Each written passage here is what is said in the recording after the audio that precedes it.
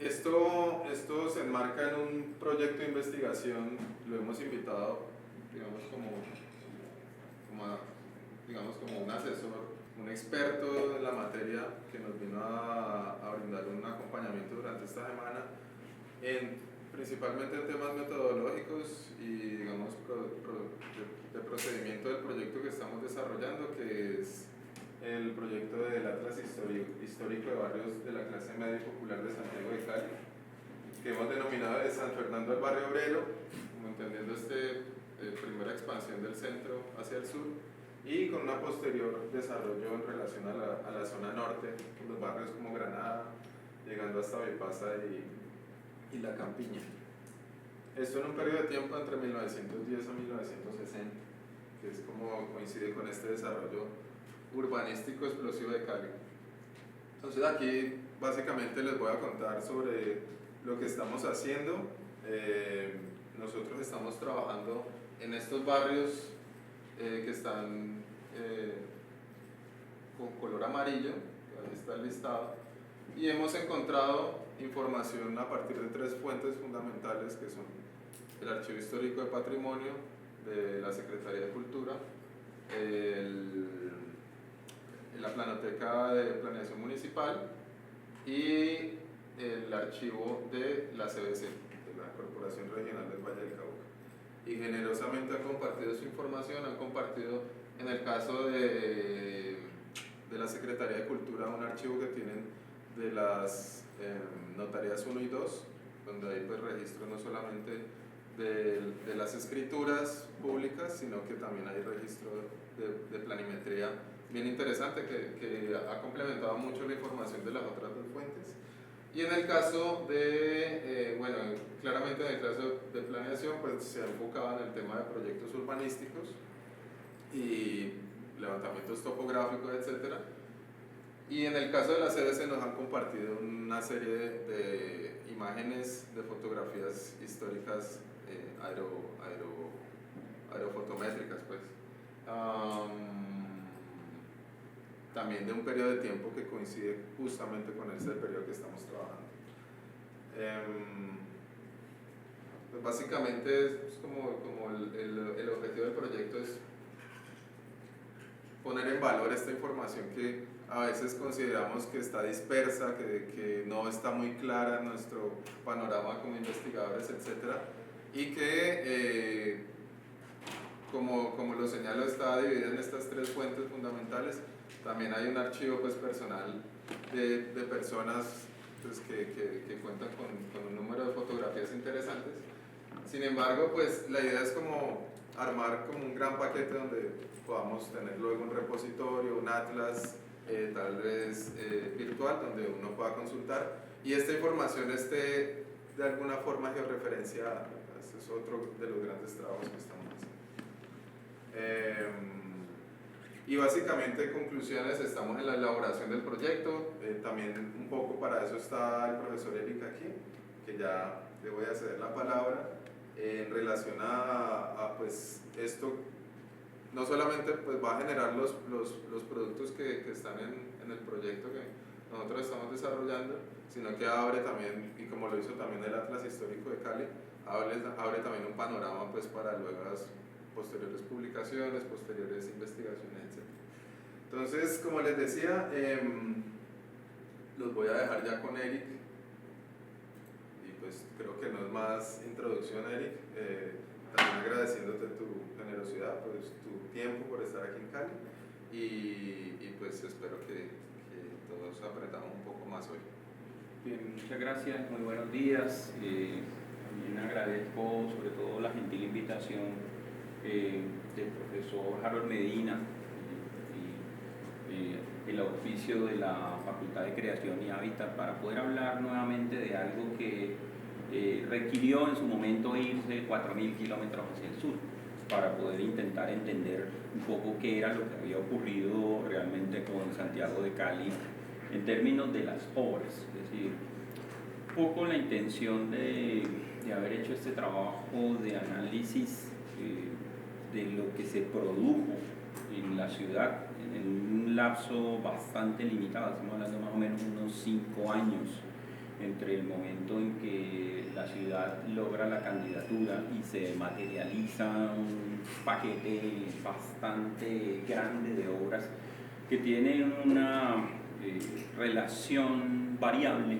con el evento. Esto es algo que es importante intentar entenderlo de una manera amplia, en la medida en que la ciudad tiene una memoria bastante, digámoslo así, significativa del impacto del evento en el desarrollo de su planta física, pero sobre todo en el imaginario de ciudad. Es decir, hay una, digámoslo así, apuesta de la construcción de una idea que ha ido prolongándose en el tiempo, de que Cali era una aldea y a través de los Juegos Panamericanos se convirtió en una ciudad. Sin embargo, esto obviamente deja de lado que hay unas tensiones muy fuertes entre estos proyectos que se van instalando en algunos casos desde arriba y lo que es la participación de la propia comunidad en los procesos. Normalmente siempre que hablo de la cuestión de los Juegos Panamericanos, esta imagen se ha vuelto tradicional para quienes de alguna manera en algún otro momento han visto alguna otra presentación de orden más público, siempre va a estar presente, porque creo que sintetiza de una manera muy clara lo que significó para los ciudadanos esta transformación, que en algunos casos pues fue más que todo concentrada en los escenarios deportivos y en algunas otras obras que hubo que descubrir en el tiempo. En el sentido del sesgo que se le intenta dar al trabajo, una de las cosas que me parece crucial es lo que está sintetizado en esta investigación que realiza Francisco Javier Monclús sobre lo que tiene que ver con el impacto urbano y el legado arquitectónico que pueden dejar eventos de una menor escala, pero igualmente importantes dentro de la historia de una ciudad, como puede ser una exposición internacional. Monclús hablaba específicamente del hecho de que cuando uno mira hacia atrás, puede darse cuenta de que eventos que pueden no ser tan importantes vistos hoy en día implican un cambio muy interesante respecto de la escala de los problemas, de las soluciones, de aquellos aspectos asociados con la agenda urbana y que de otra manera pues no podrían ser atendidos en los tiempos tan cortos que demanda la realización de los eventos. Entonces, en el caso de los Juegos Panamericanos, en relación con los procesos de modernización de la ciudad, interesa entender primero qué está ocurriendo y cuál es un poco el valor instrumental que suelen tener en algunos casos los grandes eventos, no necesariamente deportivos, porque hay algunos que simplemente no lo son, hay algunos que dejan un impacto directo, hay otros que no dejan absolutamente nada más allá de la pura existencia temporal de las acciones asociadas con el evento. Como el rastreo principal de la investigación doctoral tenía que ver con la relación entre el tipo de planeamiento que se ejecuta en los eventos deportivos y las transformaciones urbanas, es decir, como ver si la agenda de la ciudad de alguna manera toma de manera positiva o de manera directa o de manera indirecta o simplemente no pasa absolutamente nada en términos de cómo puede afectar los procesos de transformación urbana.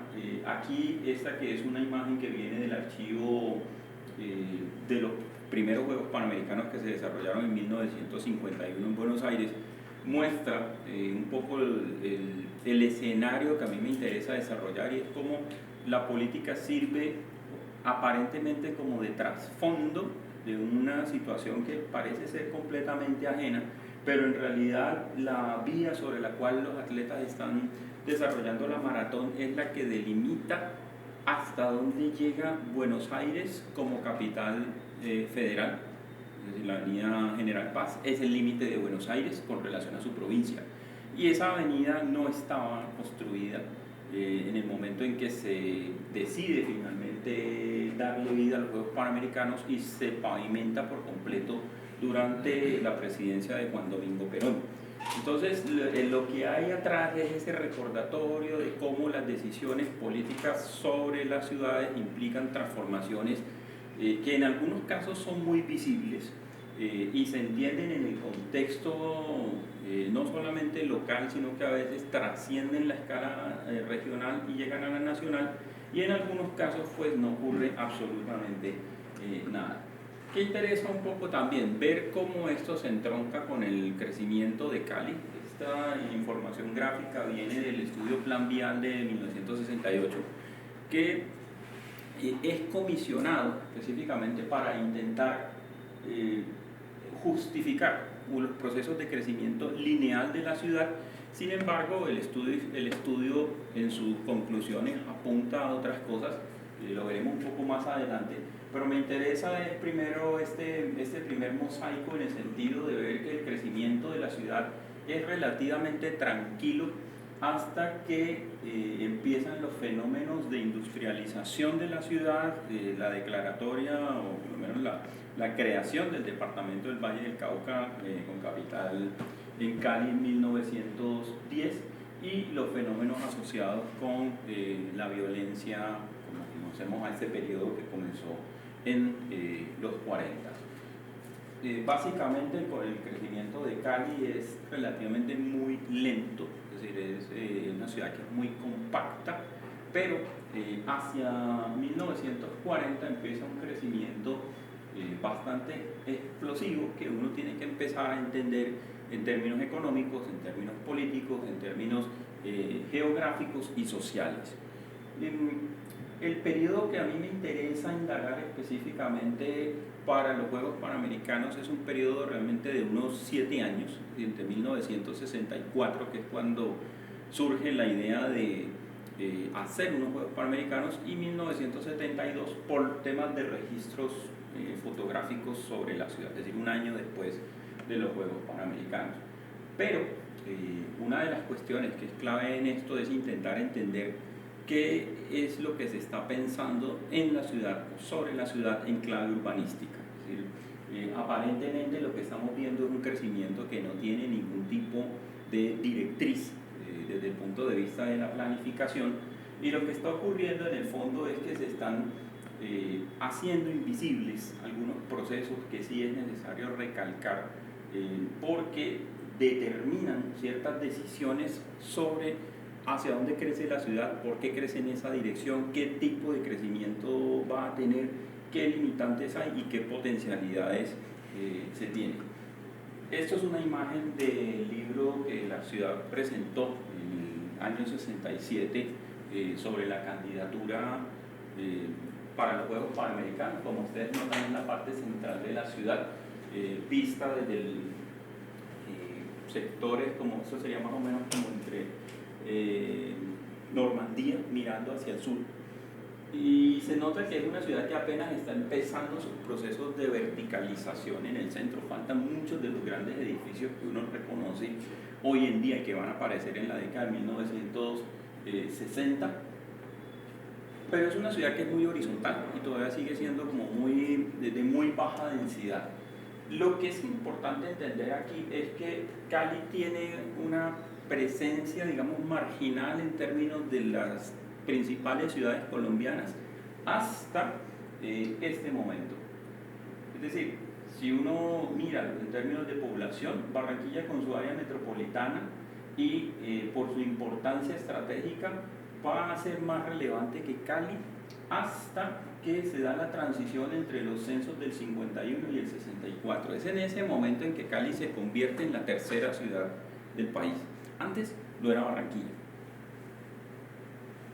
Hoy en día, pues si uno las compara, sabe que Barranquilla tiene la mitad de población de Cali, es decir, mucho más pequeña, pero con área metropolitana incluida.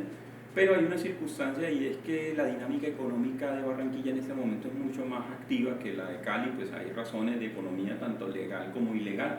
Sin embargo, una de las cosas que es clave en esto de fenómeno visto en perspectiva es que inicialmente no hay una distancia tan grande, si uno mira en un sentido vertical, entre el tamaño de población que tiene Bogotá como ciudad principal y luego las 3 principales ciudades que le siguen. Es en la década de 1960 donde se empieza a notar el cambio, y allí sí Bogotá comienza a responder a una circunstancia que es más común en cuanto a las capitales latinoamericanas.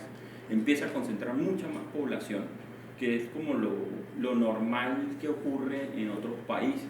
Para poner un ejemplo, ya que estoy en este paréntesis, cuando yo llegué a Santiago de Chile en 2008, Chile era un país de 15 millones de habitantes y 5 millones vivían en Santiago. Es decir, la tercera parte de la población del país estaba en la capital y la segunda ciudad, que era Concepción, 6 horas al sur, tenía 1 millón de habitantes. Entonces, unas diferencias muy grandes entre la primera ciudad. También pasa un poco en Argentina, un país de cerca de 40 millones de habitantes en ese entonces y 13 millones solamente en Buenos Aires, y su segunda ciudad, que era Córdoba, 3 millones. Entonces nosotros no tenemos hasta tiempos muy recientes esa diferenciación. Podemos tener un sistema como de anillos de ciudades que van teniendo como un nivel de población más o menos parejo, y que no hay una diferencia significativa en términos de población hasta tiempos muy recientes, en el caso específico de Bogotá, que ya prácticamente triplica la población de la segunda ciudad. Pero en este caso en particular, por eso es importante esa parte que se resalta de la estadística, no hay una diferencia significativa en población, más allá de pronto que Medellín empieza a duplicar población con respecto a Cali, pero que el despegue de la ciudad empieza realmente ya en la década del 60, cuando pasa aquí es como esta área metropolitana, el indicador un poco más alto, pero Cali tiene aquí más o menos 200.000 habitantes en 1951, es decir, hace poco más de 70 años. Ya pasa de 600.000 en el 64 y en el año 73 una ciudad que prácticamente alcanza el 1.000.000 de habitantes. La imagen que están viendo en este momento se remite al año 1950, que es cuando los urbanistas de una firma asentada en Nueva York, Town Planning Associates, le entregan a la municipalidad de Cali el conjunto de documentos del plan piloto. Esta imagen sirve de excusa o de introducción para empezar a explicar que en Cali ha habido una sucesión de planes urbanos que lamentablemente no han sido gestionados. Lo que uno empieza a pensar de pronto es que Cali es una ciudad que no ha tenido planificación, y cuando la miras en perspectiva histórica de los 40 a los 70 e incluso casi hasta el principios de la década de 1980, te encuentras con que hay muchos planes muy cercanos unos de otros que no se articulan entre sí, pero que todos ellos de alguna manera tienen siempre una perspectiva de la mirada técnica. Este era uno de los elementos que quería señalar. Esto es parte del trabajo que hizo el urbanista austríaco Karl Brunner cuando fue contratado por la ciudad de Cali. Este es uno de los planos originales del proyecto de la urbanización La Campiña, que se construyó prácticamente como se diseñó en términos de trazado, aunque hay algunas diferencias de tipo práctico en su construcción final.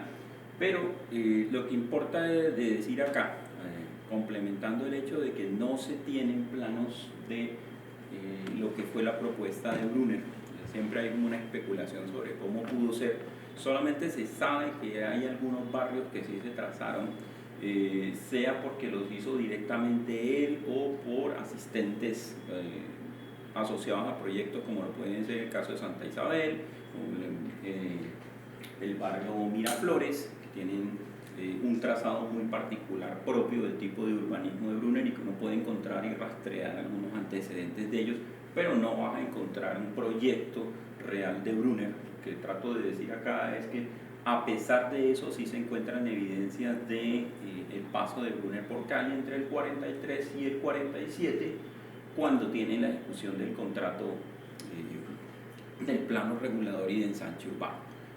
Frente a eso también hay que decir que Brunner no era desconocido para la élite de Cali, porque Cali era una ciudad que servía de escala para las conexiones aéreas con el cono sur. Eso es algo que de pronto no se dice mucho y tiene que ver con las condiciones técnicas de la aviación en ese momento. Era muy difícil para los aviones llegar hasta Bogotá por la altitud, y Cali reunía unas condiciones de altura que eran más favorables para el comportamiento de los motores, consumo de combustible, eficiencia de las aeronaves, y esto hace que empiece a volverse la ciudad un punto de referencia como escala de quienes van y vienen desde y hacia el sur del continente. Ya Brunner había estado en Cali en la década de los 30, ya había dado conferencias, eso está bastante, digamos, documentado por los trabajos de Andreas Hofer sobre el propio Brunner, y ya había dicho de alguna manera cómo pensaba él que debía ser la ciudad. Esto fue facilitando su proceso de vinculación al proyecto del Plan Regulador y de Ensanche Urbano, habida cuenta de que él trabajó primero en Chile y después vino a Colombia a trabajar en Bogotá.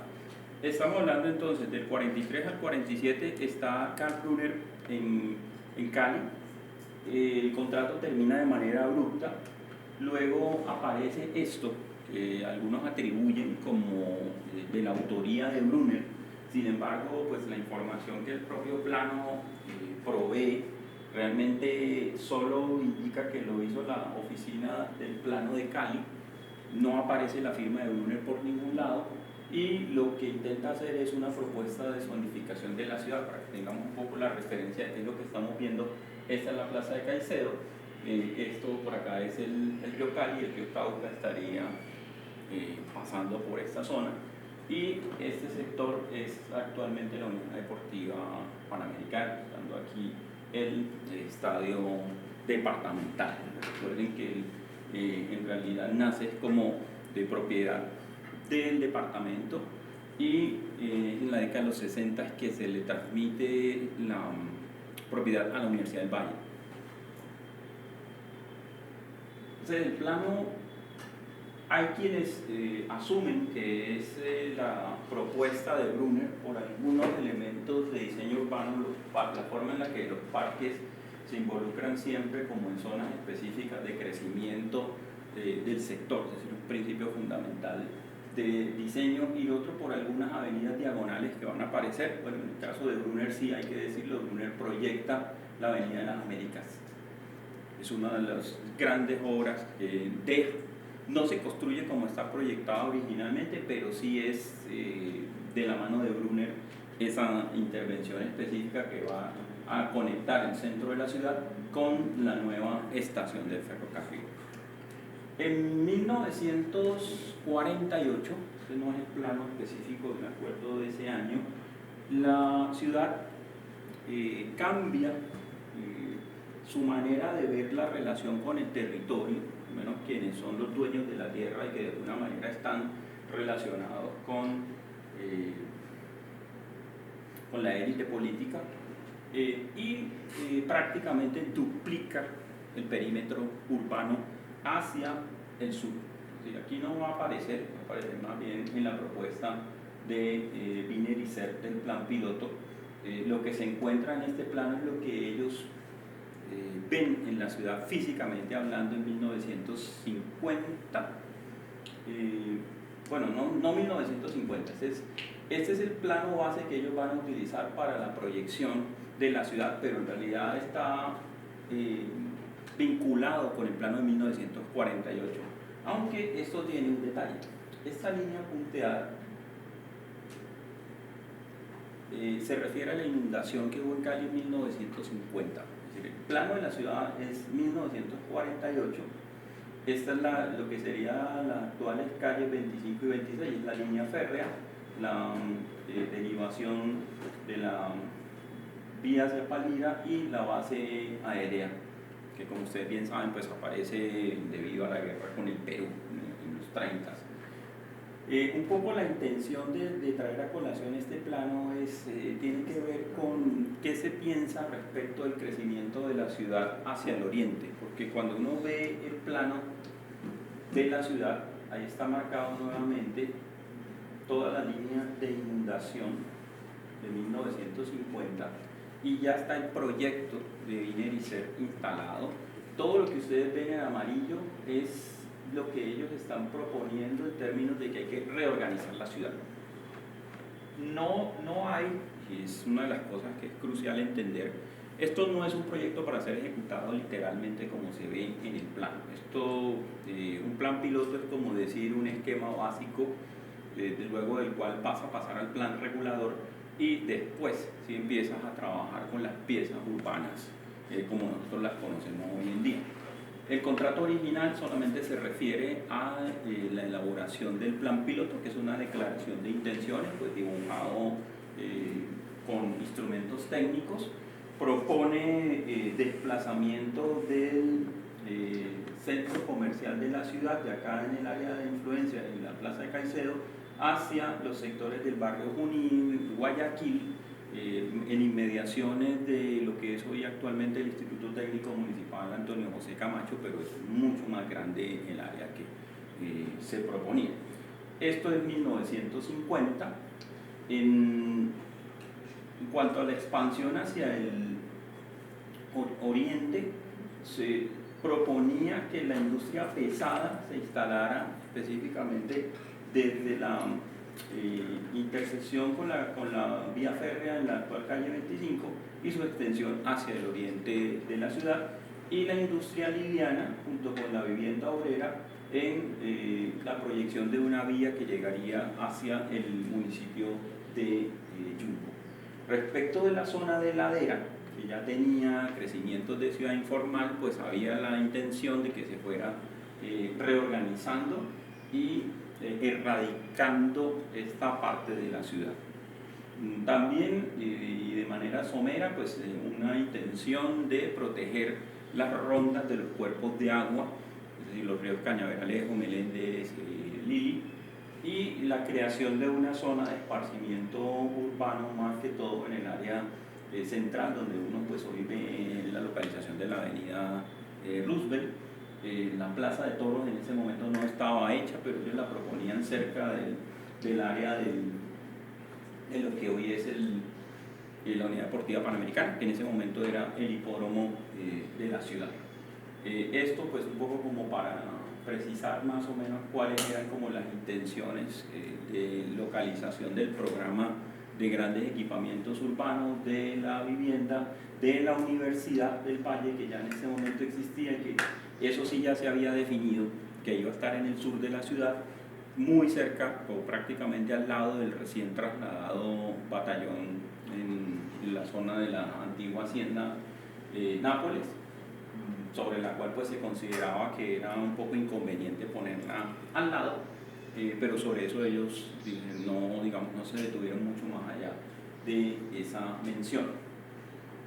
También la intención de hacer la conexión regional, lo que luego, una vez adoptado el plan piloto en 1951 y adaptado en 1954, se va a convertir en el par de autopistas que conocemos con el nombre de autopistas suroriental. En realidad son dos autopistas, la autopista del sur, y cuando hacen el empalme con la calle 70 se convierte en la autopista oriental. Como la escala del plano anterior no lo mostraba bien, entonces yo desarrollé un acercamiento para poder ver bien estas flechas, porque esas no son muy visibles, y en el documento memoria de proyecto lo que dicen es: esto va a poder desarrollarse hacia el oriente de la ciudad siempre y cuando primero se haga una intervención de control de inundaciones. Esta es la inundación del río Cali. El río Cali ha sido, en esta zona está la licorera, acá está el cementerio central, esta sería la carrera primera, y si ustedes más o menos tienen una idea del trazado del río Cali en esta zona, se darán cuenta que eso está rectificado. El río Cali ha sido controlado, es decir, naturalizado en esa parte, pero lo que Biner y Ser están diciendo es que para que la ciudad pueda extenderse hacia el oriente, ellos no están hablando de vivienda, están hablando de industria pesada, tiene primero que hacerse un sistema integral de control de inundaciones, y colocan como punto de referencia en el documento memoria del proyecto la experiencia de la Autoridad del Valle del Río Tennessee en los Estados Unidos de América, que fue una iniciativa del gobierno de Franklin Delano Roosevelt para mover la economía justo después de la crisis de la Gran Depresión del 29.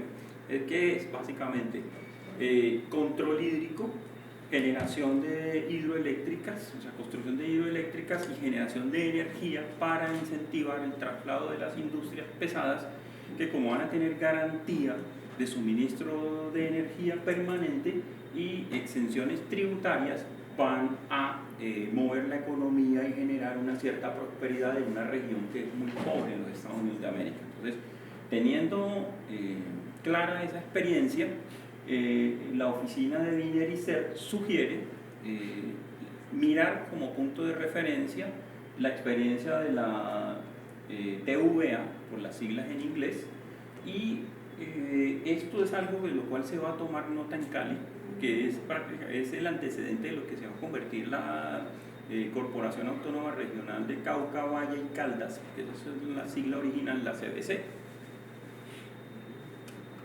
Después le cambian el nombre y solo se reduce el Valle de Cauca. Porque estamos hablando de algo que se introduce acá, que es planeamiento urbano regional. Es decir, con Brunner eso no aparece, Brunner está limitado específicamente a lo que es suelo urbano. Wiener y Zer arrancan desde la escala regional y entienden que de alguna manera para fijar la vocación económica de Cali es necesario verla en contexto de región.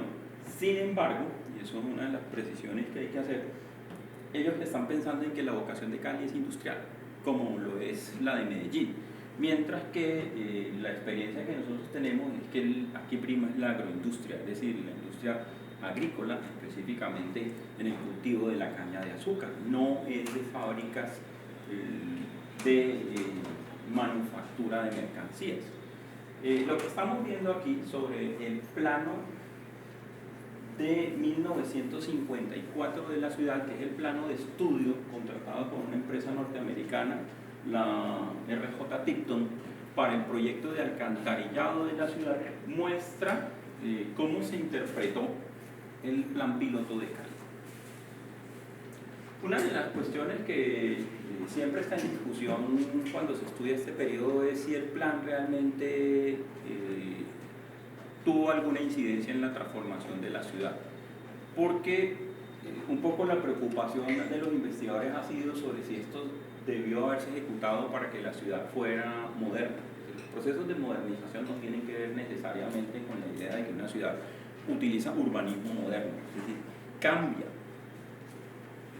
Puede resultar arquitectónico, hablando en términos arquitectónicos, pues estilos del pasado que se revitalizan, pero hay algunas ideas que se pueden traer que previamente no existen. Por ejemplo, las avenidas monumentales, como lo puede ser la Avenida de las Américas, que es una avenida diagonal, no es una avenida que sea paralela en términos del trazado, pero porque tiene una intención clara de vincular espacios que son importantes para la ciudad. La nueva estación del ferrocarril, el centro tradicional. Entonces no hay como ningún problema en que dentro de la trama aparezca una diagonal. Ella condicionará los crecimientos en el contexto inmediato.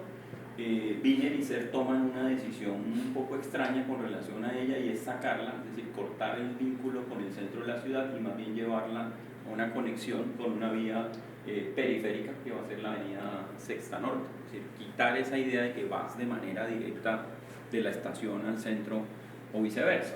Entonces hay unas discusiones respecto sobre cuál es el modelo que se ha de aplicar en la ciudad, pero esto siempre va a chocar con los dueños de la tierra,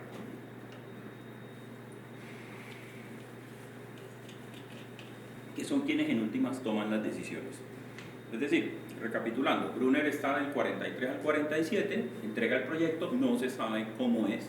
En el 48 aproximadamente, la oficina del plano de Cali, que se constituye por la presencia de Brunner, hace un proyecto de zonificación. En el 49 contratan a Wiener y Zer, en el 50 ellos entregan, en el 51 se aprueba, en el 54 aparece la interpretación local del plan piloto. Lo que no aparece con colores, básicamente todo lo que tiene que ver con residencia, específicamente no se coloreó, porque era más sencillo, era resaltar el centro tradicional, la zona donde se suponía que se iba a hacer el nuevo centro cívico de la ciudad, la zona del Matadero y Central de Abastos, zonas de industria ligera, industria pesada y comercio, que es lo que está retratado allí. Para no perder la referencia, nuevamente la vía férrea, los talleres de Chipichape, el centro tradicional de la ciudad alrededor de la Plaza de Caicedo, el punto de quiebre acá va a ser la 15, pero ya empieza uno a notar que no es muy visible el trazado de la autopista del sur, que es como ellos interpretan el proyecto de lo que Wiener y Ser llamaban la autopista del Valle. ¿Sí? Esta conexión que no se alinea con la ciudad, es una derivación para que el tráfico pesado simplemente no entre a la ciudad y vaya hacia Palmira o siga hacia Yumbo. Pero el trazado es diferente. Entonces lo que es importante acá no es esperar que haya una interpretación literal y directa. Entonces, como lo trazó Wiener y Ser, había que hacerlo en la segunda versión y definitiva. Y ya empiezan a verse algunos desarrollos propuestos para la expansión de la ciudad. Algunos que, como lo vimos en el caso de las reuniones previas a esta sesión, un poco lo que me estaba preguntando el profesor Harold, ya están en el trazado de la ciudad, y otras que empiezan a aparecer pero que no son muy claras y al final no se van a ejecutar de esa manera. ¿Cuál es como el punto de quiebre que va de alguna manera a tener un impacto grande en la forma en la que Cali va a crecer de los 50 en adelante? La inundación de 1950, que toma todo el oriente. Esto es el río Cauca, y simplemente la naturaleza hace su trabajo y se desborda hacia ambos lados, pone en crisis todo el oriente de la ciudad y genera una serie de estudios que van a ser importantes para la creación de este proyecto que va a recibir el nombre de Proyecto Agua Blanca por parte de la Corporación Autónoma Regional de Cauca, Valle y Caldas.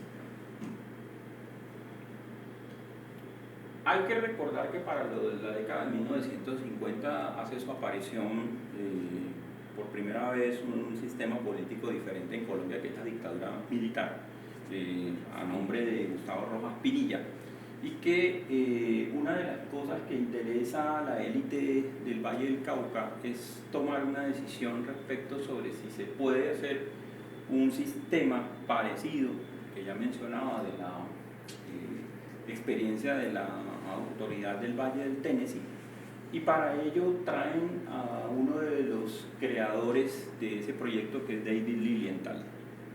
Lo traen a Colombia, lo llevan a visitar las dos zonas que en el país podrían ser susceptibles de hacer este tipo de proyectos. Una es la región del río Sinú y otra la del Valle del río Cauca. Hay que entender que esto no se compagina con los límites geográficos de los departamentos, sino con el área específica de la cuenca de los ríos. Lo que, digamos, el lobby que hace la élite de Cali permite que al final la balanza se incline del lado de la creación de la Corporación Autónoma Regional para el río Cauca y no para el río Sinú. Y esto es importante tenerlo en consideración, porque si ven un poco la mancha urbana, uno se da cuenta de todo lo que le implica a la ciudad existente, que podría llegar. Aquí está marcada la línea de inundación de 1950, pero si se dan cuenta, una inundación mucho mayor hubiera podido llegar a inundar, si consideramos que esto es la calle Quinta y que hoy aquí está la Universidad del Valle, pues habría sido una catástrofe, o por lo menos es uno de los escenarios posibles, una inundación a gran escala de la región geográfica del Valle del río Cauca a la altura de Cali. Entonces, el gran proyecto que está detrás de todo esto, pues, cuando uno mira la memoria explicativa de cómo surge, se vende como la idea de que esta zona del oriente de Cali hay que protegerla de las avenidas crecientes del río Cauca para desecarla y convertirla en la gran despensa agrícola de la ciudad. Yo aquí no estoy, para los que conocen un poco lo que ha pasado en esta zona, pues de pronto les puede parecer que es como un disparate lo que uno está diciendo, pero es que en realidad es lo que está escrito en los documentos.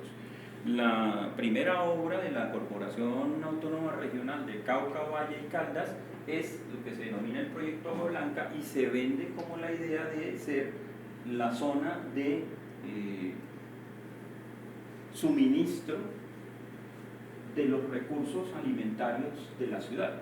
No tiene absolutamente nada que ver con la idea de la urbanización incontrolada del oriente a expensas de las capacidades técnicas y financieras del propio municipio.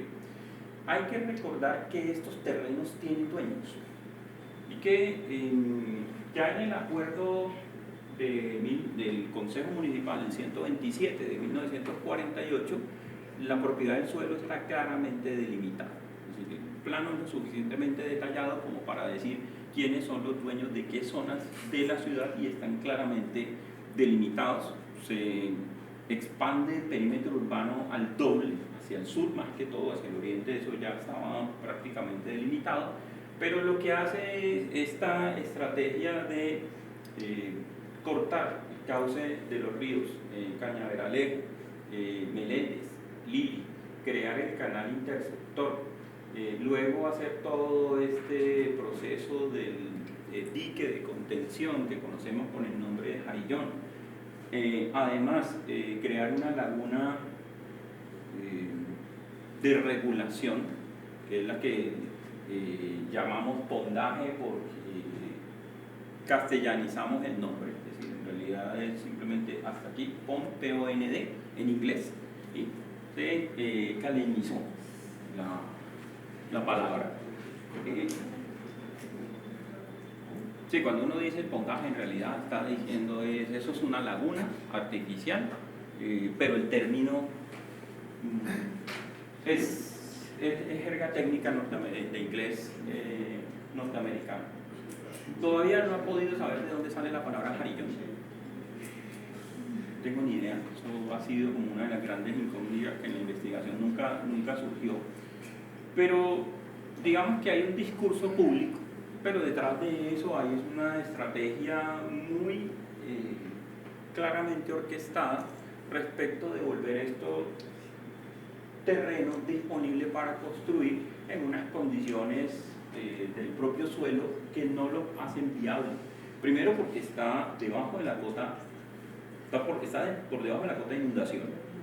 En cualquier momento se rompe el jarillón y todo eso se inunda, pone en riesgo a toda la gente que esté allí, y porque obliga a tener un proceso de desecación mecánico permanente. Es decir, cualquier obra que se haga aquí implica edificaciones, implica que su sistema alcantarillado tiene que funcionar por bombeo 24 horas, los 7 días de la semana, todo el año. Entonces es un costo operativo muy grande porque no se puede hacer por gravedad. Si recuerdan un poco cómo funciona el abastecimiento de agua de Cali, se basa más que todo en los tanques que están en la zona de ladera occidental, y el agua se toma del río Cauca mayoritariamente, también se hace del río Cali, se traslada a los tanques elevados que están en la zona de ladera y luego irradia hacia la zona plana de la ciudad.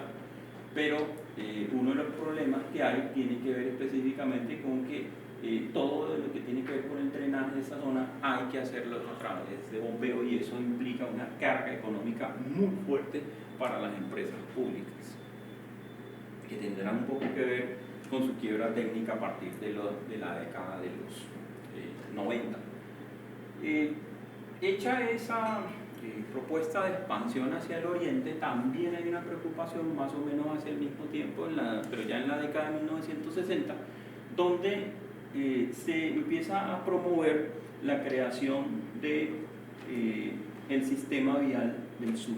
Es decir, en 1960 el Consejo de la Ciudad aprueba lo que llaman el mapa oficial de vías, que es el que da origen a las avenidas que uno ya conoce en el sur de Cali. aquí está la Plaza de Toros, el empalme de la línea Roosevelt, esto es carrera 50, carrera 56, aparece luego la 66 y el desarrollo ya hacia la zona de Meléndez, que ya se ha convertido en barrio.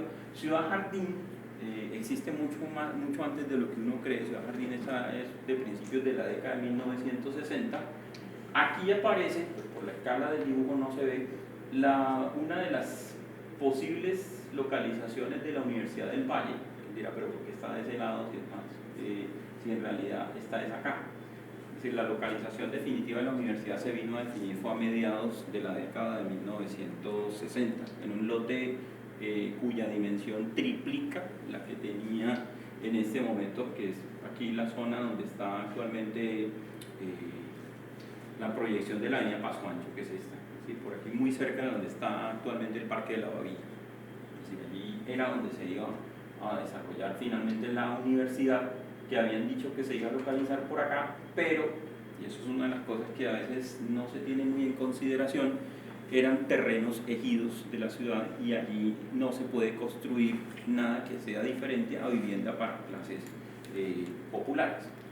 El sur de la ciudad como tal está de alguna manera todavía pendiente de definir quién lo va a ocupar. Es decir, hay algunos asentamientos de orden popular de lo que llamaremos ciudad informal, pero toda esta zona en realidad es un gran vacío urbano que va a tardar varias décadas en llenarse.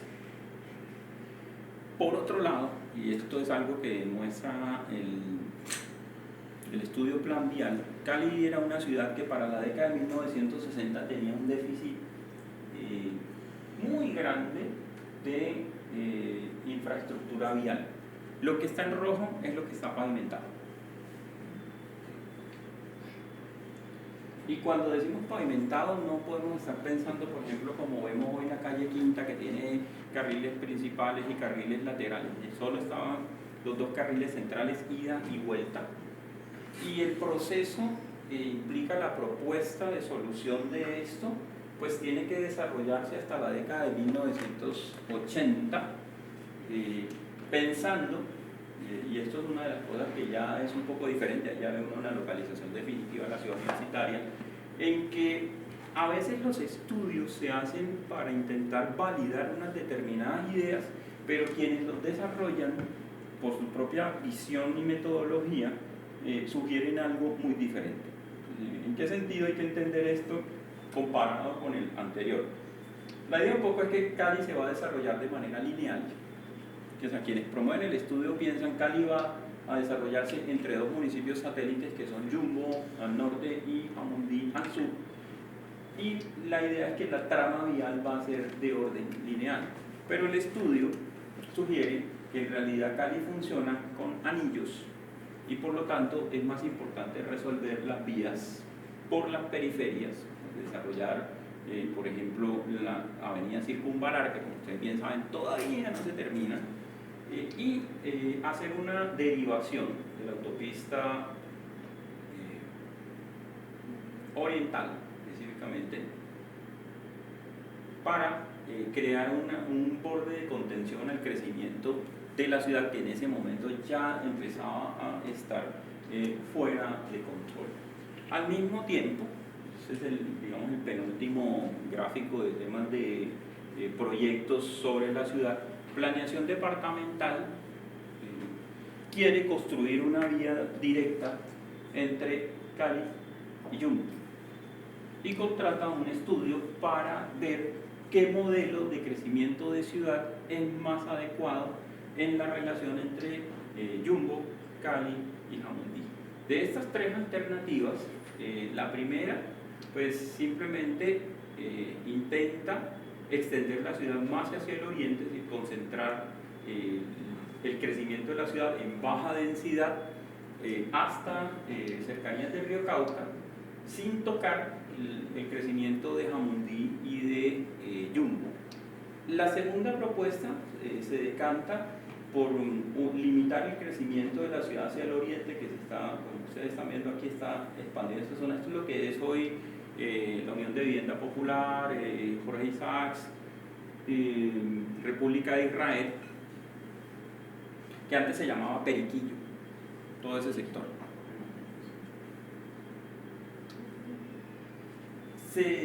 Se proyecta una vía de borde para intentar controlar el crecimiento, y lo que se hace es un crecimiento lineal entre Cali Jamundí y Cali y Yumbo. Y la tercera propuesta es redensificación, es decir, no crecer más la mancha urbana y concentrar más la edificación en la ciudad. Paradójicamente, y esto es una de las cosas que uno tiene que mirar respecto del planeamiento urbano y urbano regional en Cali, una cosa es lo que dicen los técnicos, las conclusiones a las que llegan, y otra la que la propia entidad promotora o las personas que están detrás de esto deciden. El proyecto sugiere, digamos, el estudio sugiere que este debe ser el modelo, es decir, redensificar Cali sin hacerla crecer más. Pero la decisión que se toma, y el propio informe lo dice, es seguir este modelo porque están interesados en valorizar este sector justamente con la construcción de la vía. Entonces, el propio informe denuncia o pone en evidencia que hay una contradicción. Los resultados del estudio técnico dicen una cosa, pero el promotor quiere que diga otra. Ya eso se ve en el caso del estudio Plan Vial de Cali, y que es contratado por el municipio, pero el departamento también está un poco jugando en la misma línea de que el estudio, digamos, ya está anticipado cómo tiene que terminar.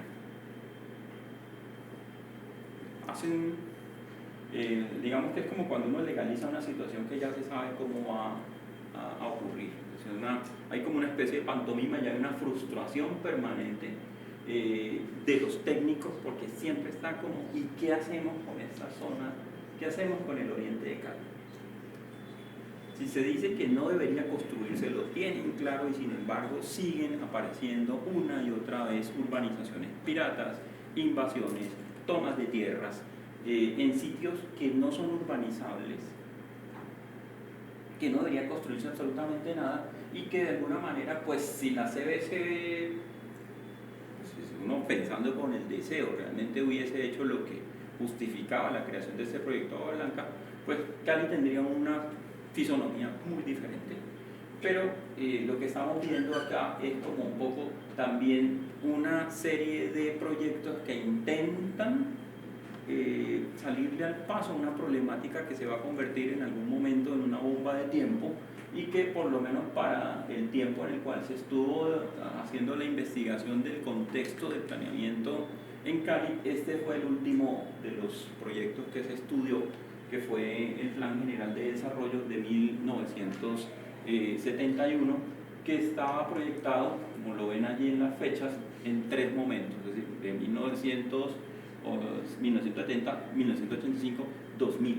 Es decir, hay un interés específico en resolver los problemas de crecimiento de la ciudad, pero siempre hay una falla que viene incluso desde el plan piloto de 1950, y es cuáles van a ser los instrumentos de gestión, por un lado, y cómo se van a articular con los intereses de la dirigencia política y del poder económico de la ciudad, para el cual este tipo de cosas pues no resultan siendo muy de su interés. Hay unas preocupaciones muy puntuales sobre qué hacer con los asentamientos informales. Pues la idea es por un lado, públicamente decir que se los va a erradicar, pero en la práctica lo que se hace es fomentar el crecimiento de los mismos hacia el oriente de la ciudad, que algunos llaman ciudad informal o también ciudad autoproducida. Entonces esto genera no pocas tensiones, dentro de las cuales pues se enmarca necesariamente la aparición de un evento que intenta uniformar la visión que la gente tiene sobre la ciudad. Lo que hay detrás de todo esto son muchos conflictos respecto de cuál es la imagen que quiere proyectar la ciudad. La prensa misma, sobre todo el país, por un lado divulga los logros que vienen detrás del proyecto de los Juegos Panamericanos, pero al mismo tiempo está denunciando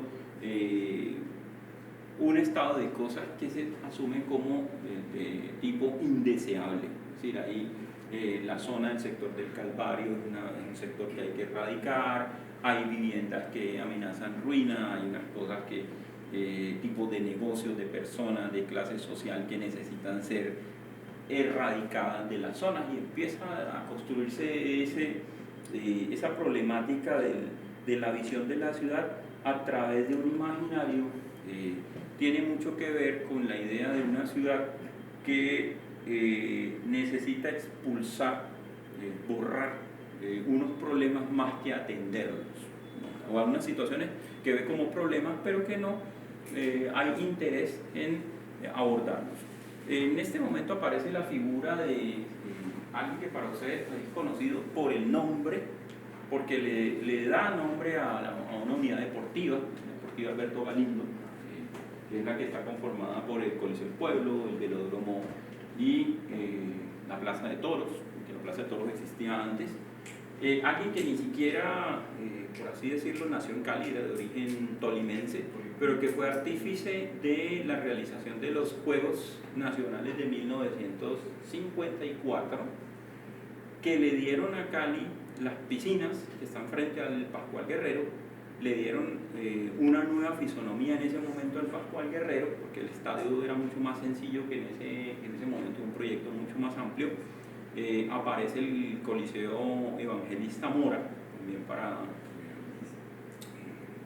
el desarrollo de ese evento, pero un poco lo que es clave para entender la importancia de la figura de Galindo Herrera es esto,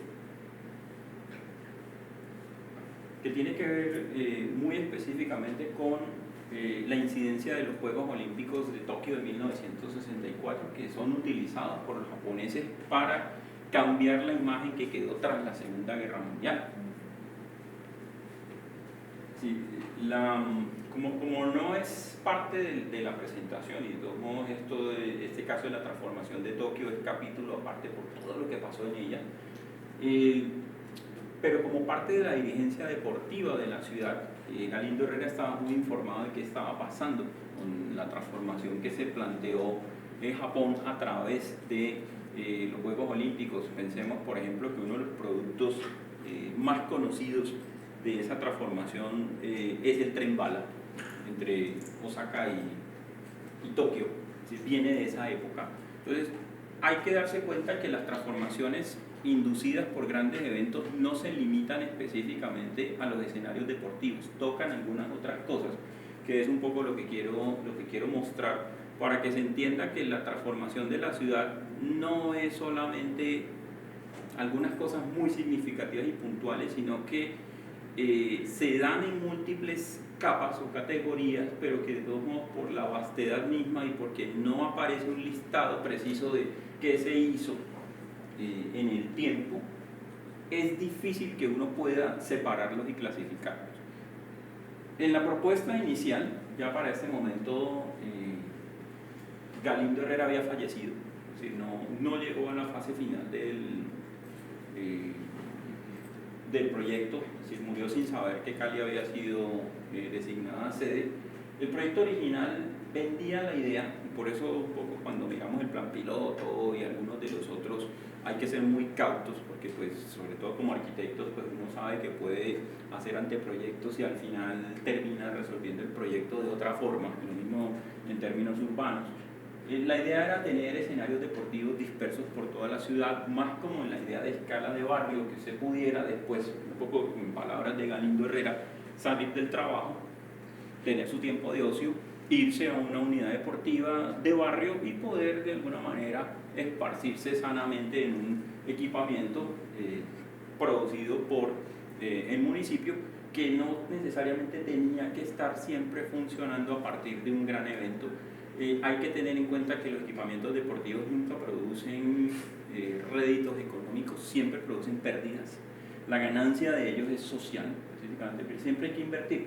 Por más que usted pague, por ejemplo, por estar asociado a una liga, eso nunca va a compensar todo el costo de funcionamiento del equipamiento. O sea, la idea un poco es también que se puede crear una conciencia ciudadana a través de el esparcimiento, pero sobre todo de la disciplina que impone el deporte. Y esto es algo que algunos dirigentes lo tienen muy claro cuando piensan en escala de ciudad y cómo se puede articular un evento deportivo con esto.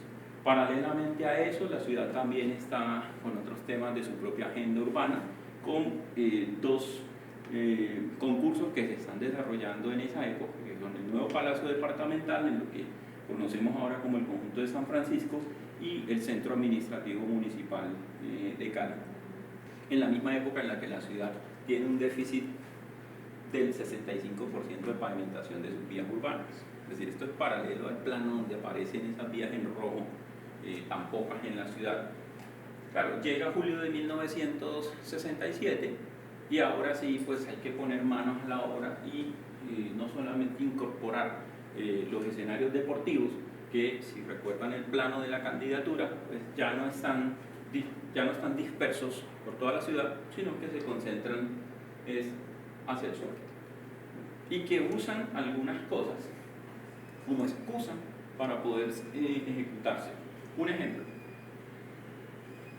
Ya en el libro Cali Ciudad América, que es el de la candidatura de la ciudad, se dice que la Universidad del Valle va a proveer los alojamientos de los deportistas, pero eso en realidad no era cierto en ese momento. El proyecto de la universidad era algo aparte, que no tenía absolutamente nada que ver con los Juegos Panamericanos, pero en un momento dado se toma una decisión que es construir las residencias universitarias, utilizarlas como villa y la cafetería de la Universidad del Valle, utilizarlas como villa panamericana, y una vez concluido el evento pues se transfiere su propiedad a la universidad y ella pues ya define qué va a hacer con los edificios, si los utiliza todos como residencias o como hizo algunos como residencias y otros como dependencias de facultades, porque la planta física no se completó. Esto implica unas modificaciones en el diseño mismo de los edificios de las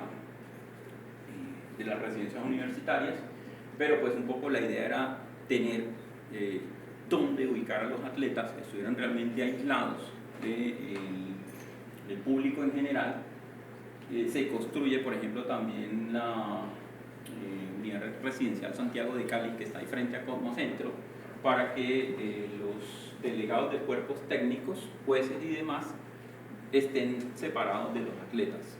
Entonces son cosas que sí empiezan a impactar, porque le van quedando a la ciudad algunas construcciones que no son escenarios estrictamente deportivos. Sí, está el polígono de tiro en el batallón Nápoles, pero eso desaparece luego porque no le hacen mantenimiento. En la unidad deportiva aparece Alberto Galindo, aparece el Coliseo del Pueblo, aparece el velódromo, que es objeto de un concurso. Esto, por ejemplo, para quienes lo han estudiado un poco más, quien queda de segundo en el concurso tiene derecho a hacer el diseño de los escenarios de la unidad deportiva panamericana. Entonces, que son las piscinas, el estadio de béisbol, que por ejemplo son las cosas que uno tiene que pensar en estos eventos. O sea, Cali es una ciudad en la cual el béisbol no se ha arraigado. Entonces la idea era hacer que los partidos se hicieran en una zona donde sí hubiera afición para ese deporte. ¿Dónde? San Andrés Isla. Pero resulta que el estadio no lo terminaron. El estadio lo terminaron, creo que fue en la década del 2000. ¿Sí? Entonces, en Cali tuvieron que hacer un estadio de béisbol de emergencia. No es el de softball que está en la esquina de la 39 con autopista, sino uno que está un poco más adentro y no es tan visible, pero ahí está. Junto con el Coliseo General, que sirve para voleibol. Las competencias de boxeo se hicieron en la Plaza de Toros, y en la unidad deportiva de San Fernando pues se le construyó la tribuna de Occidental al Pascual Guerrero y se le colocaron 4 torres de reflectores de iluminación que ya desaparecieron con el tiempo, cuando para la Copa América, creo que fue el sub-20 de 2011, pues cambió el sistema de iluminación. Es decir, el estadio siempre ha sido un edificio que está en constante transformación. Planeación municipal tiene unas aerofotografías más o menos como de este tamaño. ¿Sí? Yo me las encontré sin estar esperándolas, y que me sirvieron mucho para poder identificar estas transformaciones. Esto es 1967, calle Quinta, Plaza de Toros, la llegada a la avenida Roosevelt, un esbozo de la autopista del sur. ¿Se ven eso? Eso no está pavimentado. El antiguo hipódromo que se quebró más o menos en 1948, la zona de la Unidad Deportiva San Fernando, la manzana donde está el Parque Panamericano no era ahí no había parque, eso era vivienda, una manzana común y corriente que se compró y se demolió. Aquí está localizada la unidad residencial Santiago Cali. Esto es ahora como centro. Y en 5 años pasa esto. Es decir, aparece Tequendama, aparece la unidad deportiva, aparece ya el trazado de las vías principales, la autopista ya empieza a definir, la autopista del sur empieza a definirse con más claridad, aparece ya la unidad deportiva panamericana, ahí se ve el estadio de béisbol que no estaba proyectado, pero se tuvo que hacer, el parque panamericano, y uno va notando cómo en algunos casos las líneas de propiedad van definiendo los crecimientos mismos de la ciudad, es decir, como son terrenos aislados, de pronto uno nota que hay como unos cortes en las tramas que cambia la dirección de las vías, el tipo de manzana, y tiene mucho que ver con que son iniciativas particulares y no una estrategia global de articulación entre diversos crecimientos de la ciudad. Acá empieza a aparecer ya mucho barrio de clase media, o sea, el departamental, el olímpico, que recuerde ahora por nombres específicos. Cuando uno está mirando arquitectura, normalmente no suele preguntarse cómo se construye. Uno ya lo piensa como hecho, y esta foto que encontré en el proceso siempre me ha llamado mucho la atención, porque como uno sabe que uno de los edificios principales de los Juegos Panamericanos fue justamente el gimnasio auditorio, que después se va a denominar como el Pueblo, el nombre oficial que tiene ahora, pues uno lo ve hecho y dice, bueno, sí, es raro como arquitectura. Pero la pregunta sobre cómo se hizo, esto es pura estructura de guagua para sostener los arcos y la gradería mientras se va ejecutando.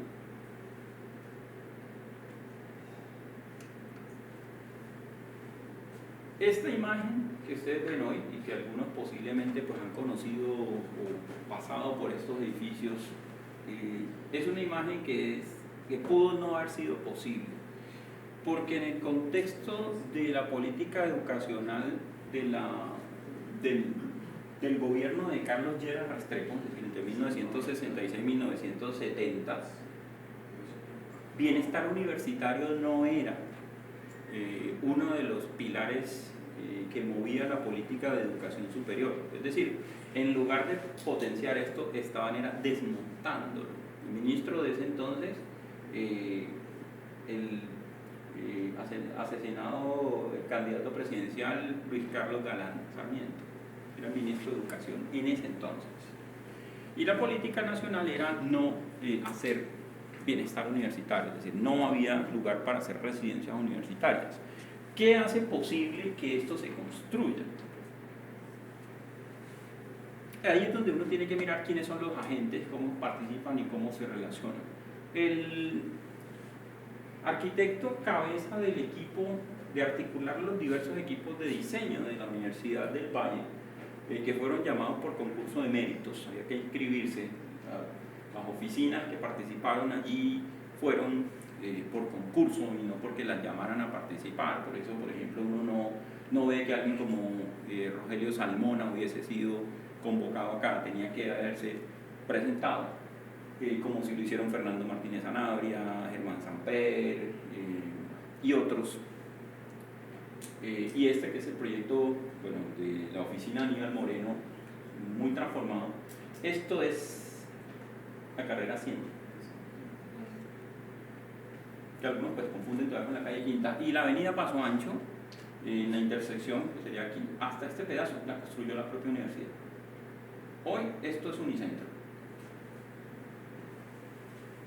Es decir, los terrenos de la antigua hacienda de Ingenio Meléndez, específicamente, que son los que le dan el nombre,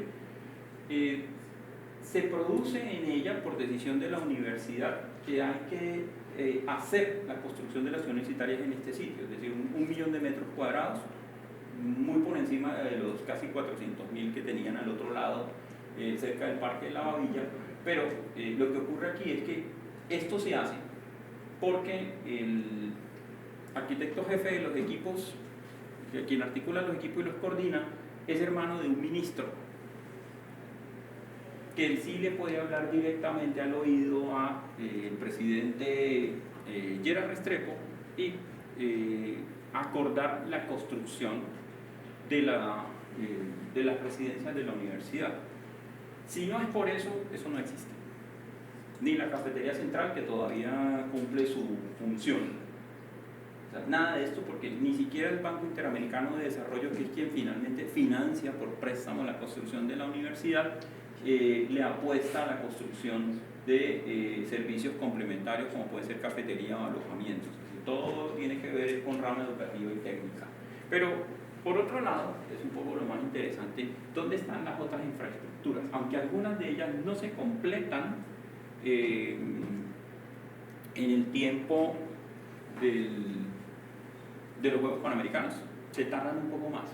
La terminal de transportes, el aeropuerto de Palma Seca, que allí tiene mucho que ver Rojas Pinilla, porque él es quien da la orden para que se compren los terrenos de la antigua hacienda Palma Seca. Durante mucho tiempo están las pistas, pero no se construye. El aeropuerto de Cali en ese momento está donde uno, en Candelaria, la zona que uno llama Cabaza, la central de abastos del Valle, y todavía se ven las pistas allí cuando uno se está aproximando. Las pistas de la torre de control están allí. Esto era el estado del aeropuerto un mes y medio antes de los Juegos Panamericanos. Es decir, el aeropuerto entró en funcionamiento sin estar listo, como más de una obra en la ciudad. Tengan presente que la llama panamericana llega a la ciudad el 28 de julio del 71, los Juegos ocurren el 30 de julio al 13 de agosto, el primer avión a reacción llega el 22 de julio, es decir, son las pistas y las plataformas que sí están funcionando, pero todo lo demás está sin estar listo para el evento, pues algo que es relativamente normal. Pero al mismo tiempo en la ciudad empiezan a aparecer, tanto por iniciativa privada como pública, una serie importante de equipamientos urbanos. El nuevo Club Colombia, el Colegio Alemán, que ustedes han quedado por aquí cerca, el Hotel Intercontinental, que para los que lo conocen bien lo ven como un poco más pequeño de lo que es hoy en día, porque se amplió. El Museo La Tertulia pues construye la parte de la Cinemateca, que es lo que está debajo de esta gradería, porque el museo ya existía desde un poco antes. El Club Colombia se traslada a una nueva sede muy cerca de donde estaba la antigua sede, y la Caja de Compensación Confandi construye un centro de servicios en el barrio San Nicolás. Se concluye finalmente la clínica de los seguros sociales, que la vienen haciendo desde la década de 1950, se tarda casi 20 años en ser terminada, pero al mismo tiempo aparece vivienda en altura. Esto es algo que es muy llamativo porque en Cali los registros de vivienda, las licencias de construcción, están en la Subdirección de Control Urbanístico, indican que solamente hasta 1970 empiezan a poder hacerse en la ciudad, o se solicitan licencias para conjuntos multifamiliares, y que son relativamente bajos, 4 pisos. Es decir, la unidad residencial Antonio Nariño, comenzando al sur de la ciudad, por ahí cerca de la 44, con Quinta, es la primera. Antes de eso, empiezan a aparecer son edificios, bueno, esto es aquí más cerca, que es en el Club Campestre, pero los edificios que empiezan a aparecer, que casi todos están en el norte o en el oeste de la ciudad, suelen ser el tipo preferido de edificación entre 8 y 20 pisos, no son más bajos.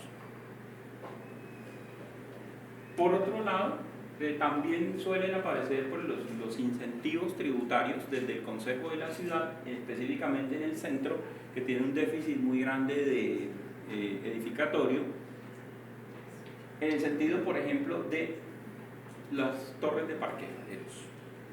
El Consejo Municipal expide un acuerdo en el cual se da un incentivo hasta por 10 años de exención de impuestos a quienes edifiquen parqueaderos en el centro de la ciudad, y pues eso da lugar a estos edificios cuya apariencia estética pues deja mucho que desear, pero pues ahí están y hacen parte de la imagen global de la ciudad. La revisión de las licencias de construcción, es decir, esto es un proceso que es bien dispendioso, pero es muy interesante cuando uno como que encuentra qué es lo que se está haciendo en la ciudad en el tiempo, que está registrado. Por ejemplo, todos esos edificios que aparecen como escenarios deportivos por la propia Universidad del Valle no tienen licencia de construcción.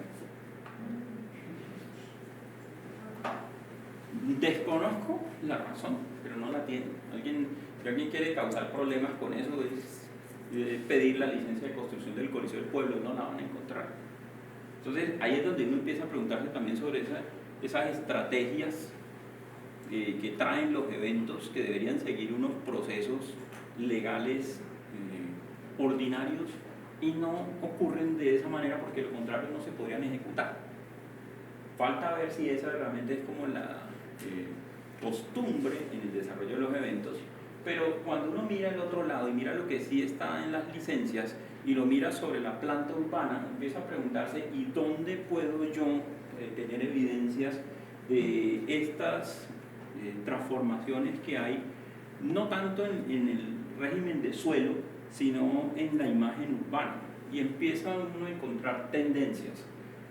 Es muy poco lo que se edifica en altura en Cali en ese lapso entre 1964 y 1972, pero no está tampoco tan concentrado en algunas partes ni tan disperso como uno espera.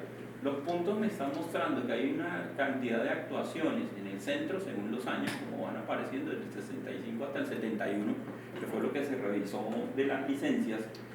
Algunos concentrados sobre la Avenida de las Américas, otros en la transición entre la Avenida Sexta y la Sexta A, algunos en la zona de influencia del propio CAM y otras más respecto del oeste de la ciudad, y es allí donde uno encuentra la concentración de edificios en altura en la ciudad, que es la que provoca que se pase de esta imagen de los mediados de los 60 a esta imagen a principios de los 70. Entonces, lo que aparece en esos puntos en las licencias son los que generan la imagen que Cali va a tener de su centro y del oeste. Y si lo piensan un poco, uno mira el norte de Cali y realmente el norte de Cali prácticamente no tiene edificios en altura hasta épocas muy recientes, es decir, no es algo deseable en ese sector porque se tiende a construir más urbanizaciones de baja altura, un piso, dos pisos unifamiliares. En cambio acá que aparecen viviendas directamente en el centro, esto es el edificio que Avenida Colombia justo detrás tiene el edificio de la Cámara de Comercio, sí aparecen muchos edificios de oficinas, todo eso realmente aparece con la década del 70, también las transformaciones de la trama vial, la transformación de la anchura de la de la calle Quinta, porque la demolición es para ambos lados, la aparición misma del Hotel Intercontinental que va a rivalizar con el Hotel Alférez Real, y que finalmente eso va a culminar con la desaparición de ese hotel en el 77. Hay un proyecto mucho más amplio alrededor de esto que se llama Anillo Vial de Cali, que es el que le proporciona a la ciudad todas estas soluciones que en algunos casos pues terminan siendo unos dolores de cabeza porque se constituyen en barreras urbanas dentro de la propia ciudad, pues un poco buscando limitar el acceso vehicular al centro, pero cuesta mucho en términos de paisaje. Obviamente también van a aparecer obras de ornato urbano, las distintas comunidades extranjeras en la ciudad van a aportar algunas de las fuentes que hoy conocemos, que obviamente han cambiado mucho los escenarios o los paisajes que están alrededor. La Loma de la Cruz, porque ustedes saben que finalmente fue el punto álgido de las situaciones relacionadas con el estallido social de 2021. La fuente panamericana, pues uno casi no la ve porque ahí está la solución vial de la intersección de la calle Quinta con carrera 10, pero ahí está. La de la plazoleta del Correo, pues como ha cambiado todo esto, se ha pavimentado de ladrillo, pero esto está todavía ahí en ese sitio. La fuente del Museo Arte Moderno está idéntica. La de República del Líbano pues está completamente irreconocible, y pues esta sí desapareció por completo cuando se completó el anillo vial para hacer el paso de la calle 15 y carrera primera hacia la avenida Sexta. Pero también aparece hasta el cementerio del norte. Cuando empieza a ver qué está pasando sobre la ciudad, hay muchas cosas que están apareciendo, pero siempre está la pregunta: ¿y qué tienen que ver con el evento? Si uno piensa en las obras de ornato están relacionadas directamente con el evento. Pero si piensas en que aparece el cementerio metropolitano del norte, pues como que eso no te dice mucho. Pero también algo que impacta de una manera mucho más fuerte la ciudad y no se conoce tanto, es que ya a partir del 1 de junio, un proyecto de mediados de la década del 60, modifica la nomenclatura que tiene Cali hacia el sur desde la carrera 15 hacia abajo. ¿Por qué? Porque esa nomenclatura que uno conoce hoy y que llega hasta acá donde estamos en este momento, no era la que había cuando llegaba uno del centro hasta la carrera 15. Entonces hay un cambio importante, porque cuando piensen que usted está en una dirección y de un momento a otro le tiene que decir cámbiela, porque hay una decisión respecto del desarrollo de la nomenclatura de la ciudad para delimitar el crecimiento. Y esto es lo que hace, un poco como para simplificar, algo que nosotros ya sabemos. Hacia el, pues porque lo vimos hoy, hacia el oriente pues van creciendo calles, hacia el occidente van disminuyendo, pero entonces empieza a tener que cambiar la nomenclatura e introducir oeste. Hacia el sur simplemente se proyecta la nomenclatura en orden consecutivo, ¿sí? 16, 17, 18, hasta llegar a 100 y pico, que es por donde estamos hoy en día. Pero también se introducen las transversales y las diagonales. No había antes de eso. Entonces es pensar a la escala de ciudad cómo uno va a poder orientarse encima de ella. Ustedes saben que si uno dice 44 y no precisa calle o carrera, termina en otro lado de la ciudad. Eso parece poco relevante, pero en realidad es decisivo en términos de la localización espacial. Esto sí lo dejo escrito para que se lea, porque es como la otra cara de la moneda. Mientras que para el caso de la exploración de las licencias en términos de vivienda multifamiliar o edificios en altura, es muy poco lo que uno encuentra. En términos de vivienda unifamiliar, que es un poco lo que sí está ocurriendo, se dan como oleadas, y en algunos casos ausencia total de aprobación de licencias para construcción de vivienda unifamiliar.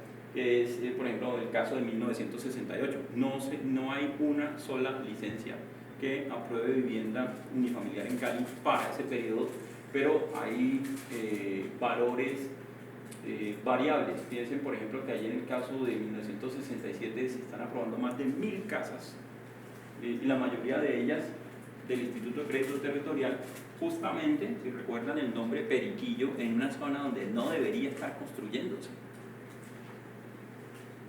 por las condiciones mismas del suelo y de la provisión de servicios públicos.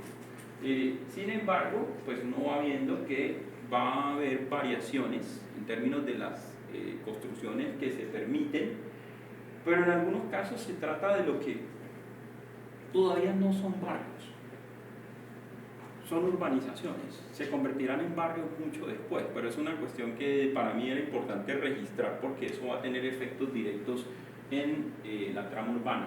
Y del último año que se registró, entonces tenemos inicialmente 100, 130, 264,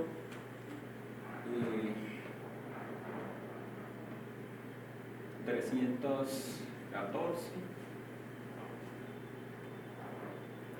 hablamos de 400, casi 500 casas. O sea, mucho menos, pero eso todo concentrado en un mismo año, solamente en el 71. Pero la pregunta es, ¿y esto qué termina produciendo? Por un lado, una publicidad que es compartida entre las firmas, como es esto a nivel global, que muestra que se está haciendo vivienda en el norte, en el sur, en el oriente de la ciudad, que en algunos casos lo está haciendo el Instituto de Crédito Territorial, pero a veces la publicidad, por esto eso no se ve como tan claro, no es necesariamente el Instituto de Crédito. Aquí pues es una empresa muy conocida a nivel nacional, Cuellar Serrano Gómez, pero lo que se está promocionando es el propio Instituto de Crédito Territorial. Puede que algunas de estas casas existan tal cual y uno las ha visto, y hay otras que están muy transformadas o han desaparecido. Pero hay unos programas específicos de vivienda, en este caso es uno que llamaban de 3 partes, donde el constructor pone el propietario y la propia entidad del Instituto de Crédito para que sea realidad la vivienda. Es decir, hay unos programas que primero comienzan por autoconstrucción y luego otras por proyectos, o que uno compra parcialmente la vivienda y la va pagando, o hace un crédito completo. La avenida Tercera Norte, hecha por el Ministerio de Obras Públicas, específicamente no la hace directamente el municipio de Cali, y eso a veces es algo que hay que tener en cuenta. Digamos, la publicidad oficial del evento no dice realmente cuánto se comprometió el gobierno nacional con las obras de Cali, solo habla de un impuesto que autorizó, pero no dice realmente que el gobierno nacional aprobó esta obra, puso al Ministerio de Obras Públicas a realizar esta obra en la Tercera Norte, que pues ustedes ven que no está completa, por acá tiene uno de los carriles laterales todavía en construcción. El Instituto de Crédito Territorial, cuando construye por orden directa de Carlos Lleras Restrepo la unidad residencial Santiago de Cali, la calle 13 a la altura del barrio Guayaquil, mirando hacia Junín, justo, o sea, hacia el sur, el Instituto Técnico Municipal, justo al lado.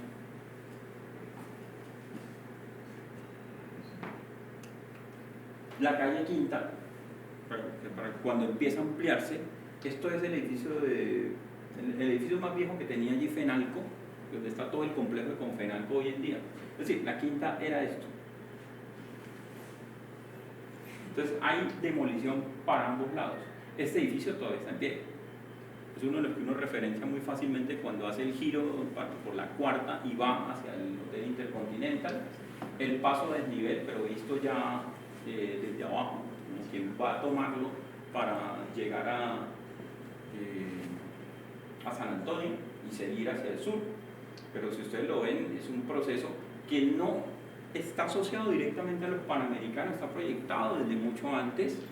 Sin embargo, hay una confluencia de muchas cosas en ese periodo en particular, entre el 64 y el 71, que hace ver que la ciudad se está transformando y que puede construirse un discurso que habla de que las obras están relacionadas directamente con los juegos, sobre todo por la utilización de instrumentos legales que no han sido probados a esa escala, como puede ser el impuesto de valorización para obra pública,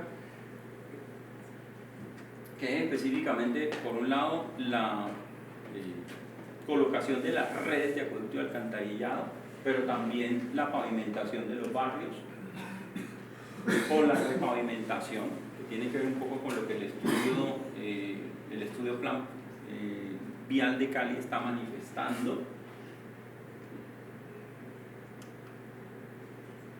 Una rectificación del trazado de la calle Quinta entre el hospital, prácticamente ahí sería el Parque del Perro, la 34 y la 56, o directamente en los barrios. En algunos casos uno tiene que caer en la cuenta de que esto no solamente lo está haciendo el municipio, sino también la gobernación, que como no hay un deslinde entre el accionar de la alcaldía y de la gobernación, eso viene realmente en la década de 1980 con la elección popular de alcaldes y gobernadores.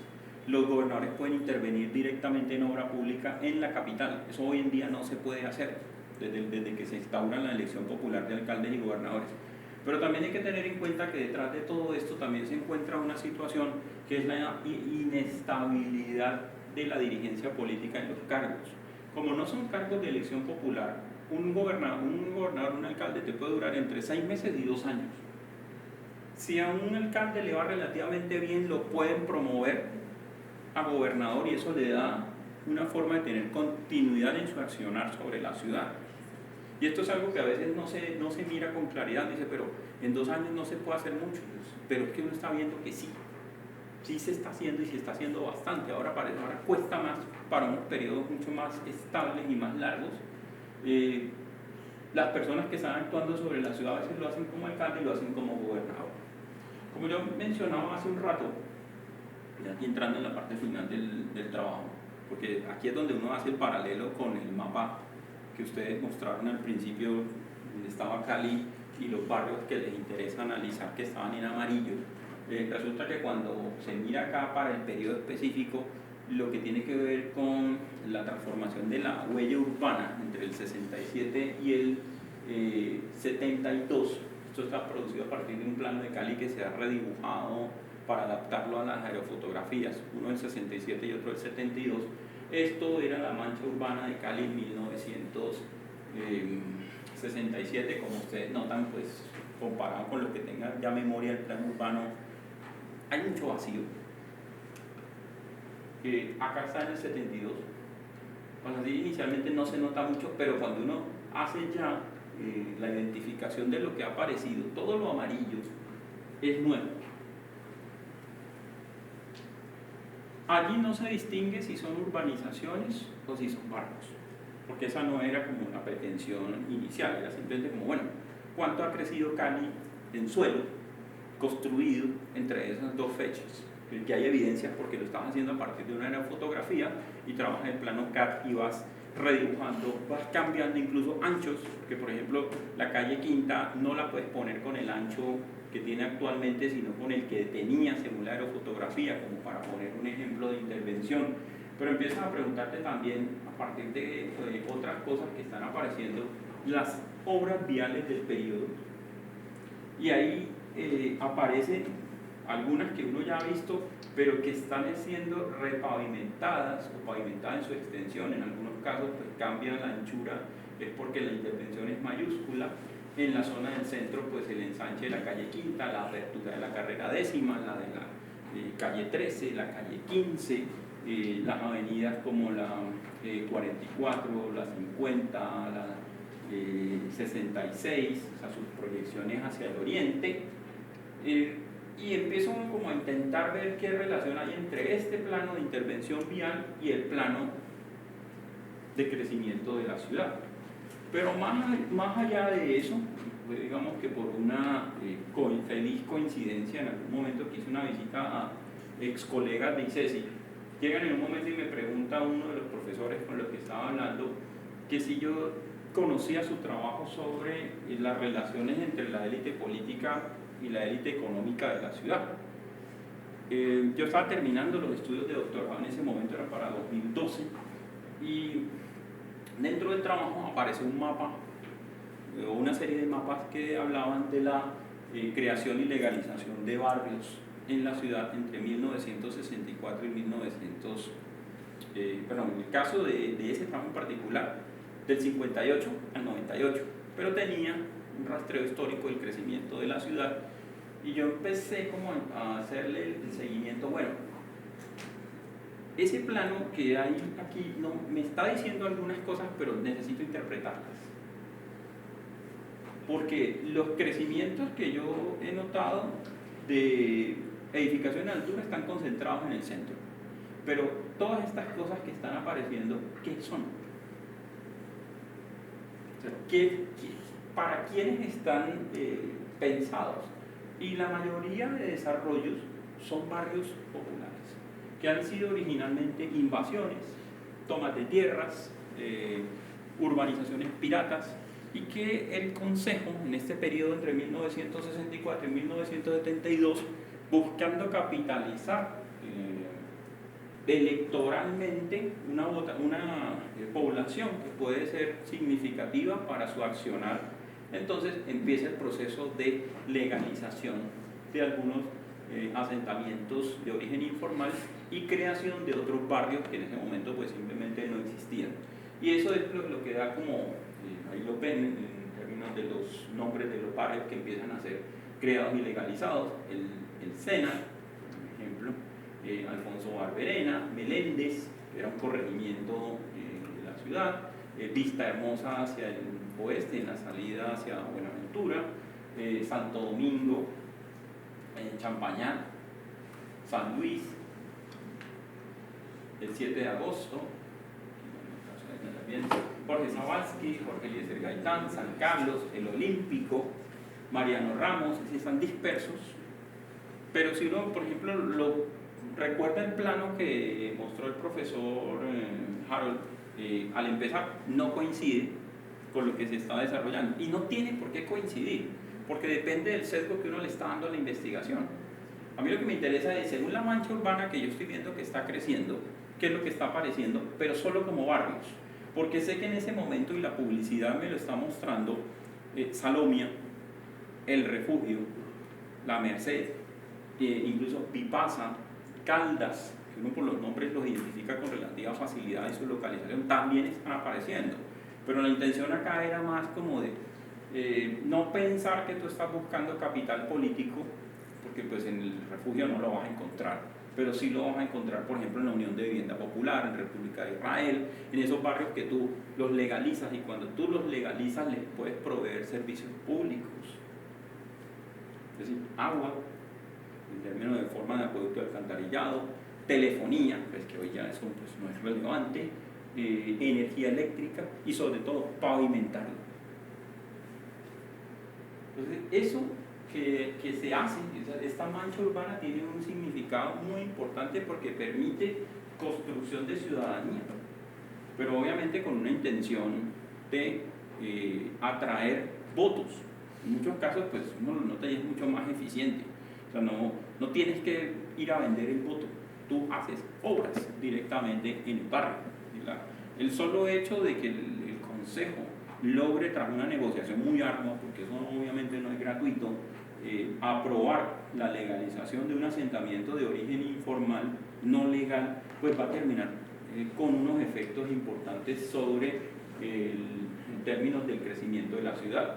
Pero pues recuerden que todo esto todavía está siendo susceptible de crecimiento, que yo no lo abordo porque termino en el 72, pero ya hay unas pistas sobre los problemas que va a traer esto a más tardar, porque ya se dan cuenta que uno de los mecanismos de perpetuarse en el Consejo Municipal tiene que ver específicamente con la legalización de una ocupación de unos terrenos o unas zonas de la ciudad que no deberían ser objeto de este tipo de intervenciones. Es un poco como lo que es la situación, para que se vea un poco el paralelo de lo que está pasando. O sea, yo abro vías en unas zonas que de pronto me pregunto yo, ¿para qué estoy haciendo eso? O sea, operan a diversas escalas, hay como unas cuestiones de una inercia sobre procesos de expansión de la ciudad, pero hay otras acciones que son políticamente deliberadas en la búsqueda de lograr mantenerse en el control de las decisiones que se toman sobre la política de la ciudad. Finalmente, que están asociadas con las conclusiones del ejercicio hecho, pues digamos que los Juegos Panamericanos funcionaron. Si es desde el punto de vista de que se estaba pensando transformar la ciudad, eso se logró. Y se logró más que todo por los agentes. La gente que de alguna manera tomó las decisiones tenía una particularidad. Este trabajo del profesor José Darío Sáenz, que les mencionaba, que me llevó a mirar la mancha urbana, sobre todo el oriente de la ciudad, tiene una particularidad, y es que enfatiza el hecho de que cuando un agente, cuando algo se transforma en la ciudad es porque los agentes son muy cercanos entre sí. ¿Cuál era la clave de todo esto? La dirigencia técnica, la dirigencia política y la dirigencia económica tenían algo en común. Todos habían estudiado en el mismo colegio, se conocían desde pequeños. Eso que parece algo como irrelevante termina siendo decisivo. Es decir, todo lo que estamos viendo en últimas es la acción de gente que tiene contactos, que muchos de ellos son amigos muy cercanos y que tienen una posición de decisión importante en la ciudad. Si eso no pasa, no es posible, y como para hacer el paralelo específico, es lo que está pasando con Barranquilla, que perdió los Juegos Panamericanos, no por el tema financiero, sino por una pugna entre bandos políticos. Es decir, no estaban alineados. Hay que resumirlo de esa manera. ¿Qué impacto puede tener eso para la ciudad? Miren lo que pasa en Cali. Cali no tenía un aeropuerto para aviones a reacción, que tenía, no permitía por su orientación. Piensen que el aeropuerto de Palmira es paralelo a la trayectoria del eje del valle, pero el que tiene Candelaria está atravesado y eso no es bueno para las distancias que recorre un avión a reacción, es peligroso. Tenía un hotel, sí, pero querían más cosas, había demandas de vivienda. Aquí obviamente detrás de eso hay unos problemas grandes, porque si empiezas a hacer todas esas obras al mismo tiempo, luego vas a tener escasez de materiales de construcción, falta de mano de obra, muchas de esas cosas pasaron. Pero para los riesgos que se corren, pues finalmente el evento fue instrumental. Cali tenía, y es mucho de lo que se dice, y que hace que los Juegos Panamericanos sean tan significativos, un atraso como de un cuarto de siglo en términos de infraestructura urbana, y en 5 años se pusieron al día. Y todo eso, pues hay que decirlo también, fue legal, porque no es lo mismo que está pasando en Barranquilla en estos días. Hay economías ocultas que están detrás del fenómeno de transformación urbana, pero también te das cuenta que para que esto se ejecute a veces tienes que tomar atajos y saltarte pasos que debes desarrollar, como por ejemplo el de las licencias de construcción. También lo que está pasando es que tú estás haciendo cosas indebidas, como extender la ciudad hacia el oriente a sabiendas de que eso no se debería hacer, porque en algún momento esa bomba va a estallar, como le pasó a las empresas públicas en los 90, de la incapacidad ya de poder atender los costos de funcionamiento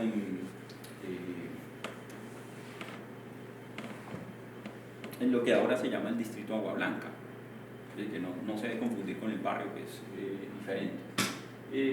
También lo que hace el discurso público, que es ocultar la importancia de la participación del Estado en la toma de decisiones. El caso de Barranquilla nos está mostrando justamente eso, que se quiso dejar al gobierno nacional como al margen, cuando resulta que era el que tenía que tener la batuta en términos de la transformación, porque es el que te permite endeudarte, te permite acompañar el proceso, definir los presupuestos y algunas otras cosas. Y pues finalmente una de las cosas que sí es crítica en términos del desarrollo de la ciudad es que el espacio público como tal fue mayoritariamente vial, y lamentablemente pues para por lo menos la época en la que se estaba desarrollando el estudio, es finalmente una imagen de la que es la ciudad universitaria, los propios artífices de esto, que estaban en la academia, son muy críticos del proceso. A veces las investigaciones se hacen en contra de, un poco como para explicarlo. A mí me decían varias veces, pero ¿para qué vas a trabajar eso si sobre eso ya se sabe? Y posiblemente los que llegan aquí se dan cuenta que sobre eso no se sabe mucho, es decir, poner todo esto junto no es tan fácil. Pero yo les decía, sí, hay cosas que se saben, pero es que eso no está escrito. Y acá lo que importa es el documento. Cuando ustedes ven, por ejemplo, el listado de las viviendas que parecen unifamiliares, saben que detrás de eso hay una licencia que uno ha tenido que meterse a un archivo a leer años para ver qué tan relevante es eso, porque yo necesito localizarlo y decir, la ciudad sí se transformó. Ahora, la pregunta que siempre queda es, ¿qué es lo que está relacionado con el evento? Pues de manera directa, pues los escenarios deportivos. De manera indirecta, algunas infraestructuras, como por ejemplo el aeropuerto. Otras que no tienen nada que ver, pero dicen, esto cambió. Entonces es la imagen general la que se construye, dentro de la cual los barrios cuentan mucho. Y finalmente, pues eso es un poco lo que trataba de decir. Es más como un tema de contexto, porque por ejemplo lo que pasa con la investigación del Atlas histórico es que está apuntando ya en la idea de barrio Pero por ejemplo, cuando uno mira urbanización, cuando mira el oriente, pues es como otra historia. O sea, hay muchas cosas que todavía se pueden abordar y que valdría la pena pues, dejar sembrada la semilla por si a alguien le interesa, por un lado, conocer un poco más en detalle esto, pero también profundizar sobre ciertas problemáticas, porque en el fondo yo solo estoy proponiendo una interpretación. Creo que a veces se nos olvida que uno lo que hace es que construye una mirada y eso no quiere decir que sea la única. Algunos de ustedes pueden pensar que esto es interesante y otros que no. Algunos que puede ser esto, que los Juegos Panamericanos los podemos ver de manera positiva y otros digan que no. Todo depende un poco como de qué es lo que tú quieres ver con relación a la información que puedes construir. Y aquí sí es muy importante el tema de los archivos. ¿Sí?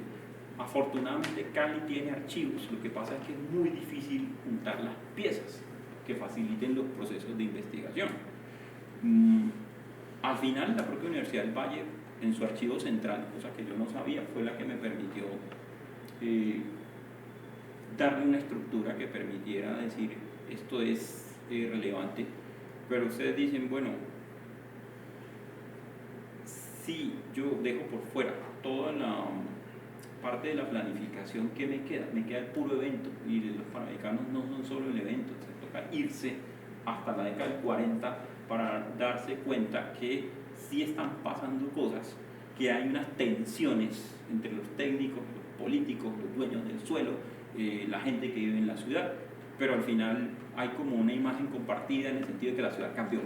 Algunos dicen que para bien, otros dicen que para mal, pero eso está ahí ahora.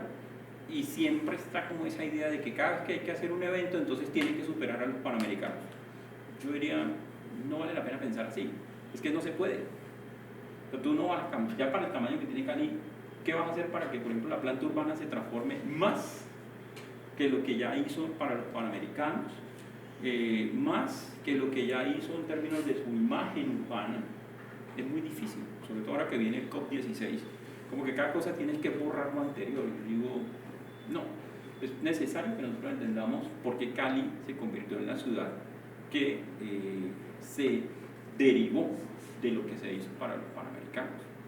Hay muchas preguntas todavía por abordar ahí, pero es importante entender esa ciudad que se ha venido produciendo, con todas las tensiones, aciertos y errores que han ocurrido. Muchas gracias.